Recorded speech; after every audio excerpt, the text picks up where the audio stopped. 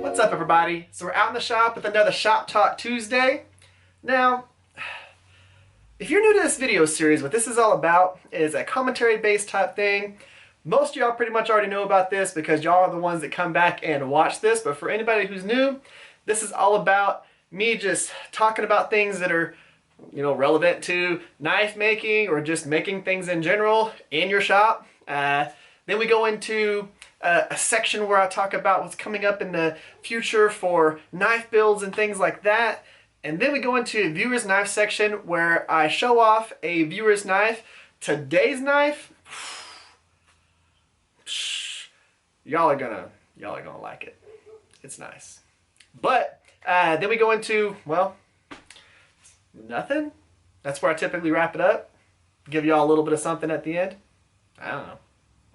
Now, guys, for the subject today, we're going to be talking about something that, a person in our TRE Workshop Facebook group actually asked me a question about, and then I got a question again asked about it in the viewers comment section on the YouTube channel, and I really wanted to address it. It's not even something that, like, I don't know. It's not something that gets asked a lot, but I know it's a lot of things that, or I know it's something that gets mentally asked by a lot of people. I did it myself, and I was asked multiple times by myself whether I think it was a good investment or something I should do. So we're going to talk about whether a 1x30 or a 2x72 is what you need. Now, when it comes to belt sanders, belt grinders, or anything like that, guys, anytime you're going to buy a machine or anytime you're going to do something that helps you create something, you only need what you need. So what I mean by that is you don't need a 2x72 if you make one knife a month. If you're making 10 to 30 knives a month, a 2x72 is going to make your life a lot easier. If you're making a lot of things that involve metalwork in general, so you might make, let's say you make 5 knives a month, just a little over a knife a week. And then you also do a lot of metal fabrication, whether you're building metal framing for things, or you're just doing certain structures, or even if you're just doing artwork, a 2x72 will definitely be worth it because you are most likely doing something that is earning you an income. If you are a hobbyist, if you are somebody who is only pumping out 1 to 5 knives a week, and you're just keeping them or you're giving them away, things like that, a 2x72 does not make any sense for you because that's not something that you need. You just need a 1x30. That's all you're going to need, because you don't want to go and invest, $1,500 to $2,000 to $3,000 in a 2x72 if you're not making anywhere near that in your money. The return on investment, the ROI, that it's not there. But if you're a hobbyist and you're doing knife making just as a, well, it's a little stress relief, and I'm just doing it in the shop on the weekends because, I want to escape from everything, get yourself a 1x30. You can do all kinds of things with them. Y'all see it every once in a while whenever I'm sharpening my knives. I've got 2 of them set up. I've got one set up vertically and one set up horizontally. I'm gonna rotate y'all over here and then pull you back. So right there, those 2. I didn't want y'all to focus on something that's going on over there. Now I've got those 2 guys, and I use them literally all the time.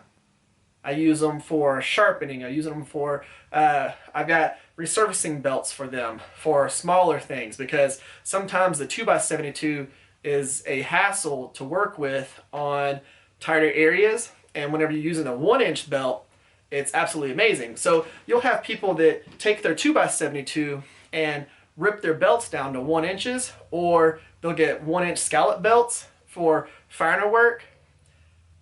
I like having my 1x30s for that work. Now, I'm not hogging off a bunch of metal, so I don't need to upgrade the power of these motors, because most of the time I'm using them for sharpening, woodwork, you know, getting into tight areas. We're not hogging off metal doing bevels, so I will not upgrade those. Those are exactly how they are. I say I won't upgrade them. I've changed out platens and stuff like that, and I might do a video where I get into more depth on that type of stuff, but the whole point is it's not necessary for you to get a 2x72. You know, a lot of people, whenever you go onto forums and you say, should I get a 1x30 or should I get a 4x whatever, and everybody says, no, get a 2x72. You're going to love it. You're going to be so happy with that. It's not necessary. Again, if you're not doing it as part of your income to where you can actually pay yourself back, don't go with that. Go with a 1x30. You can get the Harbor Freight ones. They're amazing. They got plenty of power for what you're going to do. I started off knife making with them, doing bevels on knives, and I made it work. The belts are not expensive. I've got a ton of them because, like I said, I do a lot of work with mine still. And I could take those and I could put them on a workbench outside. So let's say I'm working with my Carta or something like that. I can take those, go outside, put them on a little bench, grind away, do everything, keep everything outside and not create all the dust on the inside. That's awesome. So I still do that often. And I think that if you were on the fence with getting a 1x30, you should definitely do it, because if you're hand filing right now, the difference between the amount of work that you put into with hand filing versus stepping up to a 1x30, which is a very cheap investment, it's night and day. The amount of work that they take off your hands is absolutely amazing, and it's very much worth it. It really is. I'm going to leave a link for those in the description below. They're not affiliate links or anything like that, but you should definitely think about getting one of these. And then if you want to use that as your primary grinder for a while, you could upgrade those motors to 1.5 horsepower motors, to so many different things. So you can do plenty of stuff with these and modify them in ways that make them perfect for knife making, especially if you're only creating 4 or 5 knives a month. It's just, these are probably one of the best return on your investment that you could possibly buy, is a 1x30. You know, next to a angle grinder, a welder, a drill press, things like that, a porter bandsaw, a 1x30, amazing. I've got a 2x72, yet I still use those 2 grinders. So that should tell you right there. But I wanted to make sure that y'all understood that y'all can do that and create beautiful knives. I've done it. It's amazing. And still, before you jump into a 2x72, the next step would be build a belt grinder. I've got plenty of videos in the past from me actually using one that I built. I'm going to go ahead and leave a link for that in the description below as well. So one of the first knives that I built with that, it was a 2x48, and it was absolutely amazing. I built it to where an angle grinder and a variable speed angle grinder was the motor for it. I built everything for it. I had skateboard wheels, made the platen, all that stuff. I mean, my platen for it's still right here. So it's pretty cool. But that thing was absolutely awesome, and it took me about a day to build. And I did that before I went into the 2x72. Now, I kind of advanced a lot faster between the things than I would suggest you do it, but I wasn't expecting my YouTube channel to take off as fast as it did, and when it did, I started pumping out more content, and this became a necessity because of the amount of stuff that I was doing. So that's why I went into the 2x72, and luckily, because y'all are awesome and y'all watch all these videos, YouTube itself will pay me back for this year. So everything that I spent on my 2x72, you know, with the amount of, even though it's not very much money, the little bit of money that I've made off of YouTube, it has pretty much paid this thing off. So definitely awesome. Guys, hopefully if you were on the fence about getting a 1x30, this kind of made you bump into that and kind of took the 2x72 out of your mind for right now. Again, it's not a necessity until you need it. You know, this is something that if you're making knives right now and you're using hand files, you need a 1x30. I've watched plenty of videos on people hand filing stuff, and me personally, I've hand filed a lot of metal just in fabrication that I've done throughout the years. That is that is amazing. You need to get one of those. Again, link for that in the description below, so if you want to go scoop one up, you don't have to go and search it. All you got to do is click on the link. Now, if you are interested in a 2x72, I'm going to leave a link for it in the description below as well. Again, not an affiliate link. It's just there for ease of use for y'all, I guess. Now, let's go ahead and jump into what we have working. So, I'm waiting on the steel to still arrive. It should arrive within the next couple of days from Texas Knife Supply, Texas Knife Maker Supply. It's my 15 and 20, and I'm going to be using 1095 as well with it. So that is going to be for the build that's going to be coming up here soon, where we actually are going to do some Damascus or layered steel for you sticklers out there. We're going to go ahead and have that started as soon as I get it in. I'm going to start that build, and then we're going to go, and it's going to kind of work its way in. Now, we have that, plus we have what's going on right here, which is the stuff for the kukri build. I'm excited about this one. So I had asked y'all to tell me whether y'all thought I should go with a dark blade or the hand sanded finish on it.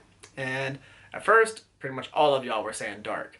And then we had a few people say sanded, and more people say sanded, and then people say two-tone, and then we had a couple people say that I should do just patina on it.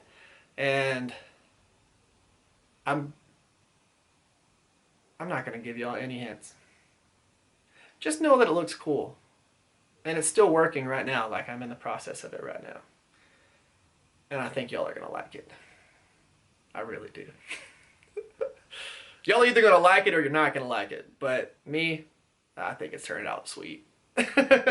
So, we have that that's coming up, and I'm excited for y'all to actually see the finished product. And I know that y'all are probably pretty excited as well, so that's going to be cool. Now, it's time to jump into the viewer's knife section of this. And I'm going to tell y'all, okay, like, the person who made this, you know, I've shown one of his knives before, and that one was absolutely awesome. I actually ended up showing like 3 in 1. I'm happy he just sent this one knife as the, you know, submission, because damn, it is awesome. And I know y'all are gonna love the profile. I know y'all are gonna love the scales. I absolutely love it, and it kind of has inspired me to make something kind of like it. So I really like this knife, and I'm gonna go ahead, we're gonna go to the cutaway so y'all can see the whole entire thing, and we're gonna talk about it right now. So what we have here is a blade by Blake. Now, it's stonewashed 01 tool steel.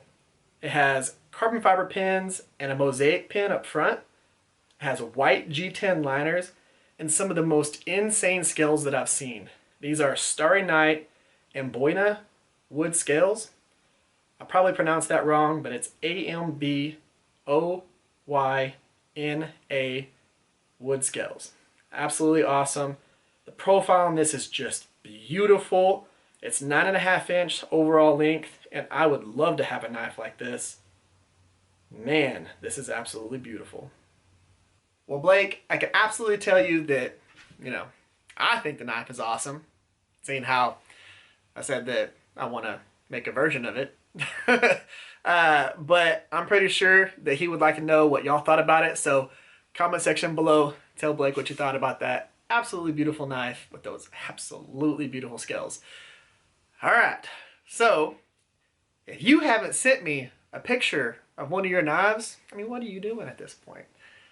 I know that a lot of my viewers make knives, and I know that some of y'all might be thinking, you know, maybe my knife isn't good enough to go on there. Maybe, you know, people won't like it.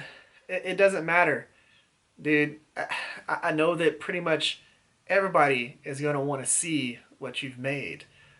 Even if it's being able to see what you made now versus whenever I end up doing another one of your knives 3 months from now or a year from now, and they can see the progression and how well you've, you know, or how far you've come along since the first one that you actually submitted. So I think you should definitely go ahead and submit one of your knives. Again, I don't care if it is your first, your fifth, your 50th, or your 500th. I would like to see it, and so would everybody else.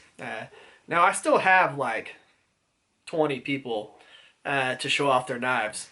So there's still plenty, but you know, I like to see what y'all create. And one of the other places that you can actually show these things off is the TRU Workshop Facebook page. So if y'all aren't a part of that, go join it.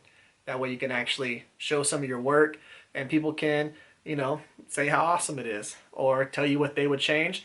The cool thing about the Facebook page is there are no jerks on there. No one's rude. No one's mean to each other. And it isn't because I've had to be this crazy admin that has to delete a bunch of comments. Everybody on there is just super positive and, you know, loves what they do. So go ahead, go check it out. I know that Facebook's kind of a, not a lot of people who do the type of stuff that we do like Facebook, but for just that reason, to be a part of it, to actually be a part of the group and everything, I think you should probably check it out. But guys, that's pretty much the end of this one. If y'all would, give this video a thumbs up, share this video or one of my other build videos that I've done. And guys, go ahead, hit that subscribe button. You know, I know that a lot of people who watch these videos have already subscribed. Maybe you haven't turned on the notification bell. You should definitely go ahead and do that so you get notified of everything that comes out. Guys, thank y'all for coming by. Thank y'all for spending your time with me. Hopefully this video helped y'all out. Now, guys, y'all have an amazing day. Y'all stay safe out there. I'll catch y'all next time.